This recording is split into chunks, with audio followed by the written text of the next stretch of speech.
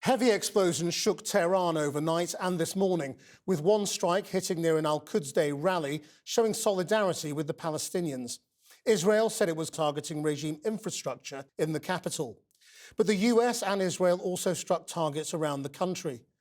In Lebanon, Israel launched more strikes on Beirut and a bridge in the south, warning the government it will destroy the country's infrastructure if Hezbollah isn't disarmed.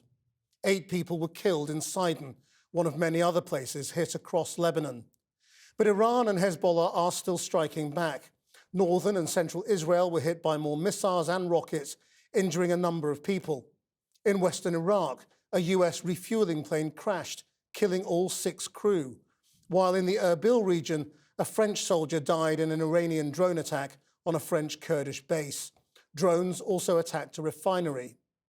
In Turkey, NATO defences destroyed a 3rd ballistic missile fired from Iran. And in the Gulf, debris from intercepted Iranian drones killed 2 people in Oman and caused a fire in Dubai, while Saudi Arabia said it destroyed drones heading towards Riyadh's diplomatic quarter. In the last few minutes, Israel says it's begun more extensive strikes on Tehran. Jonathan Rugman reports on the latest in the war in the Middle East. In Iran's major cities this morning, a show of support for a regime which is down but not out. It's Al-Quds Day here, an annual protest against Israel organised by the government.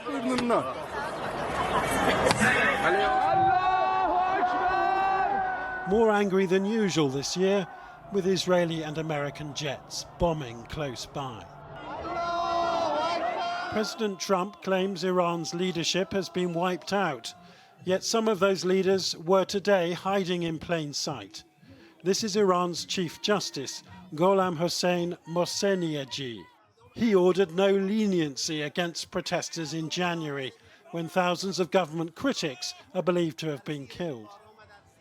And this is Iran's president, Masoud Pezeshkian, greeting well-wishers, posing for selfies amid a few bodyguards. A PR stunt from a regime which believes its survival is tantamount to victory. And after 14 days of bombing, there's much less talk of regime change in Washington and Tel Aviv now. The problem with Trump is that he's not intelligent enough to understand that Iranians are mature, strong and determined. The more pressure he exerts, the stronger our national willpower will become. In Washington, a characteristically combative defense secretary waged his own counter-narrative, denouncing any suggestion that the war is not going to plan. Iran's leadership is in no better shape. Desperate and hiding, they've gone underground. Cowering. That's what rats do. We know the new so-called not-so-supreme leader is wounded and likely disfigured. 15,000 targets have been struck, he said. The number of Iranian missiles and drones down, he said, by up to 95%. And normal service will apparently resume in the Strait of Hormuz soon enough. As the world is seeing, they are exercising sheer desperation in the Straits of Hormuz. Something we're dealing with, we have been dealing with it, and don't need to worry about it. We're on plan to defeat, destroy, disable all of their meaningful military capabilities at a pace the world has never seen before. But this was the Dubai skyline this morning. Iranian attacks on their Arab neighbours have continued, keeping the oil price still at around $100 a barrel. Missiles have been landing in northern Israel too, with dozens of people injured.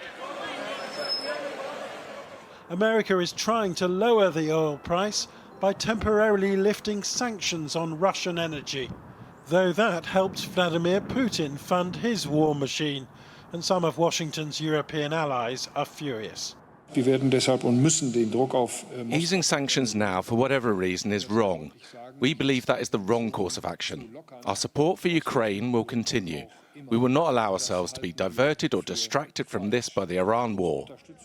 But President Trump seems to have staked his legacy here in the Middle East. Today's bombing of Iran was described by the Pentagon as the most intense yet. Operation Epic Fury. Mr. Trump talking about his great honor to kill what he calls a regime of deranged scumbags. Now, in neighbouring Iraq, 2 members of an Iranian Kurdish militia were killed this afternoon when an Iranian drone hit their position. And all 6 crew members of a US refuelling plane which crashed over Iraq have died, although the US military claimed the incident was not due to hostile or friendly fire. From northern Iraq, our Foreign Affairs correspondent, Porrick O'Brien, reports. The Americans are hitting Iran-backed militia hard, like here near Mosul yesterday. One of the stated aims of Epic Fury doesn't lend itself to a bombastic computer game title. Punish the postcode proxies close as you'll get. Don't just bring down the regime, destroy their networks in the region as well. But in Iraq and Iraqi Kurdistan, that US war goal still feels a long way away. In the last 2 days, almost 50 drone and missile attacks by militia. American air defenses take out some, like this one over Erbil. Yesterday, US refueling aircraft of the same type that you can see here went down in western Iraq. 6 crew members on board have been confirmed dead. Another US plane involved in the incident landed safely. US Central Command said the circumstances are under investigation, but that the loss of the aircraft was not due to either hostile or friendly fire. But a pro-Iranian group in Iraq claimed responsibility for the downing of the plane. These were not the only Western military casualties of the war yesterday. French soldier Arnaud Friand was helping train Iraqi armed forces in counter-terrorism, according to the French military. He was killed after a Peshmerga base southwest of Erbil was attacked overnight. 6 other French soldiers were injured. He was exceptionally competent, highly effective. It's a cliché, but it's true. The best are the ones who go first. A pro-Iran militia called Asab al-Kaf claimed responsibility. In a statement afterwards said that all French interests in Iraq and the region are now a target. In Baghdad today, funerals for some of the dozens of Iranian-backed militiamen killed in American strikes. The groups come under the umbrella of the Popular Mobilization Forces, the PMF, mostly Shia fighters that formed in 2014 to fight ISIS.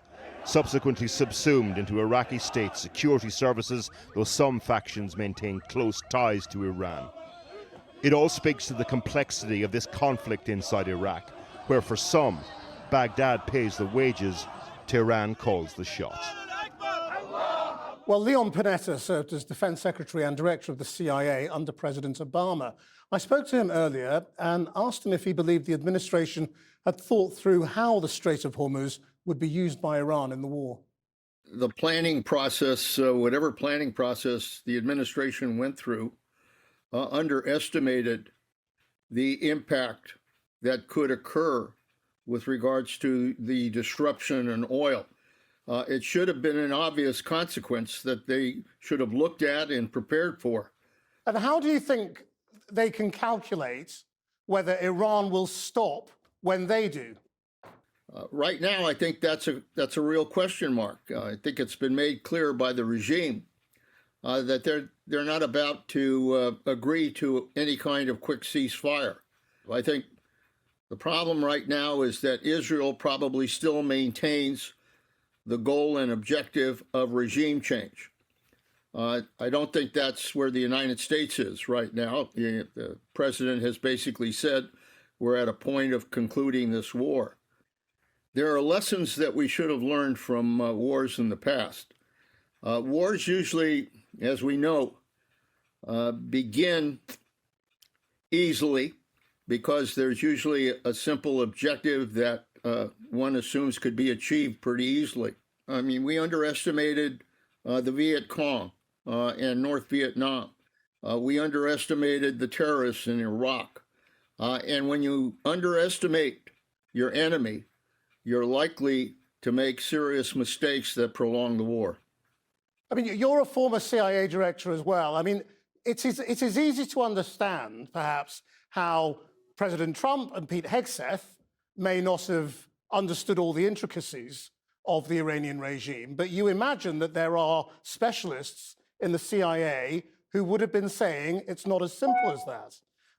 Why do you think those voices don't get heard, or do they just not speak? Well, that's a good question, because I don't think there's any question in my mind that the intelligence analysts made very clear that the regime was well entrenched and that it would be very difficult to force any kind of regime change. And what we've learned before, and all the examples I just talked about, is that you can't bomb your way to regime change. If regime change is going to happen, it has to happen because the people of that country make the decision that they want to change their government. We now have a younger leader that's been selected. The regime continues to be able to throw weapons at the region. So at this point of the game, clearly the regime has some momentum. And can I ask you what you make of the concerns being raised by a lot of senior Democrats about the blowing up of the girls' school at the beginning of the war? People are asking whether there is culpability, not that the school may have been deliberately targeted, but that the attitude of the administration and the words of Pete Hegseth saying things like, we're not going to have any stupid rules of engagement, may have contributed to this disaster in which so many young girls were killed. Obviously, there was an error here. They were using the wrong intelligence. They had determined that this was a military target, and they bombed it. And as a result, a number of young girls were killed. The president has yet to apologize for the mistake in that attack. And what that kind of attack does is it gives the regime, frankly, greater impetus in terms of the people of Iran. It shouldn't have happened. I don't think it was deliberate in any way. I just think that it was careless. Just finally, the United States had the Powell Doctrine, which was an approach to war that said you only go to war when you know you can use overwhelming force and win. Is there any sign of a doctrine in the Trump administration? I'm afraid that was a problem because, as a former Secretary of Defense, I always appreciated the Colin Powell approach. And the most serious responsibility you have is to deploy our young men and women into harm's way. And before you do that, you need to have a clear objective, you need to have a clear strategy, and you need to have a clear end game. That was not the case here. I think there have been too many mixed messages by the administration, which tells me that they did not properly plan for this war. Mr. Secretary Leon Panetta, thank you very much. Thanks. Good to be with you. Now, reports in US media say a detachment of Marines and a Navy assault ship are on their way to the Middle East, while the Defense Secretary Pete Hegseth claimed American forces would keep the Strait of Hormuz from being blockaded, telling reporters, don't worry about it. Let's get more from our US editor, Anushka Astana. Anushka. So I put some of that to the Pentagon. They said that they don't comment on future operational decisions, but several sources told the Wall Street Journal that more warships are on their way, which raises the question of how long is this going to last? Donald Trump did an interview with Fox News this morning in which he said a variety of things. At one point, he said America could go on forever if it wanted to. At another point, he said in 1 hour, the US could cause so much damage that Iran would never be rebuilt as a nation. He said he wasn't doing that because he was being nice. At one point, Brian Kilmeade, the host, said to him, when do you think it's going to be over? And Donald Trump said, when I feel it in my bones. On the Strait of Hormuz, he suggested that the Navy could escort ships through there, but it didn't sound imminent. And then he said this interesting bit about Russia. Have a listen. You think Putin is helping them? I think he might be helping them a little bit, yeah, I guess. And he probably thinks we're helping Ukraine, right? And you are, right? Yeah, we're helping them. They do it, and we do it. Tell you one thing with Ukraine, What? They have to pay for everything, and they pay through NATO. Are they helping us with drone defense too? No, we don't need the help in drone defense.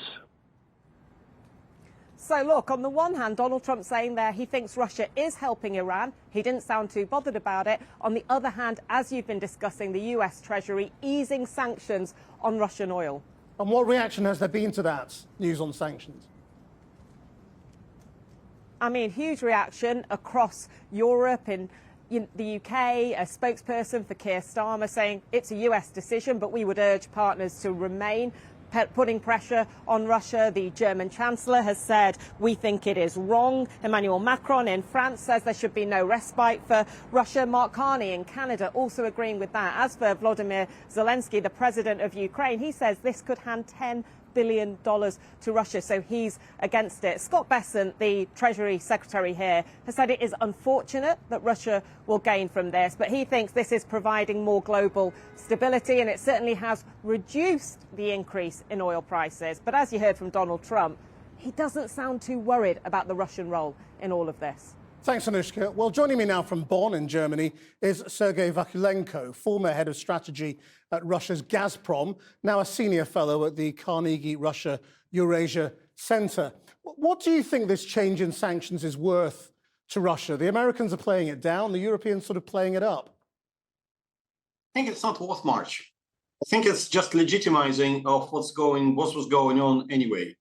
So when there was a surplus in the oil market, some buyers could afford to be parsimonious and choose something else, and the buyers were mostly India and China, and those were just different refiners in those countries. Once the market went into shortage, that luxury was over, so they were grabbing every parcel of Russian oil they could.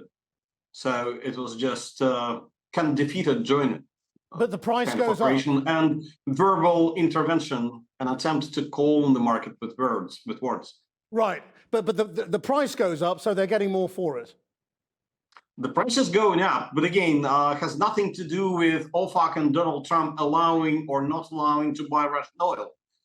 It's that global oil prices are going up by something like $20 a barrel for Brent, but also because of the shortage, the discount on Russian oil squeezed from being $25 a barrel to $15 a barrel. So net effect to Russia is $30 a barrel. Right, and so what do you think that means economically to Russia, which has just been announcing cuts in spending because presumably it's spending so much on the war in Ukraine? Yes, they were preparing to cut spending and to start to economize, and if not for this war, they would have to. But now the math is quite simple. Every $10 increase in oil price brings to Russia Inc. $2.8 billion per month, and to the Russian state, $1.6 billion per month. So if oil price goes up by $30 a month, then Russian state earns about $5 billion a month, and Russian oil companies something like 3.5, a bit more than that. And then for how long it takes, they would be enjoying that revenue. So it's worth a lot of money. I mean, if this is still on the same timetable as Trump talked about at the beginning of, about a month, how long do oil prices stay high?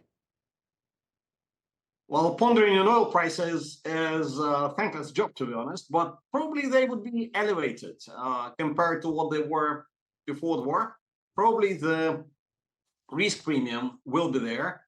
And also there was quite a substantial amount of oil stored and that storage started to accumulate since July last year. And much of it will be burned during the time when Hormuz Strait would be closed, and also production would have to be shut in by many Gulf countries because they would reach tank tops in their storage.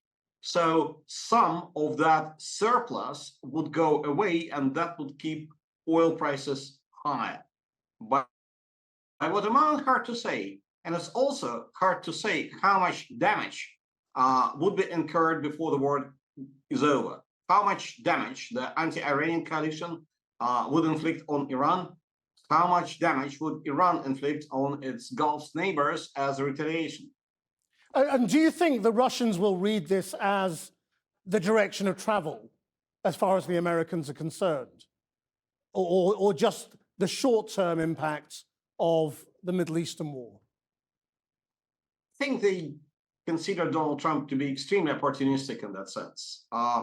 Mr. Dmitriev, the second-track envoy that Mr. Putin is using for negotiations, has been to the United States, I think yesterday or the day before yesterday, and he was definitely trying to sell Russia as a country that could alleviate oil market troubles and all that, and might be asking for longer relaxation of sanctions. But I think they understand full well that it's just transactional here. And the day the war is over, sanctions will be back. Now, sorry to interrupt. I just wanted to ask you, right. Europe and Britain are clearly against this American move and say that they are not changing any of their sanctions towards Russia. What are they worth?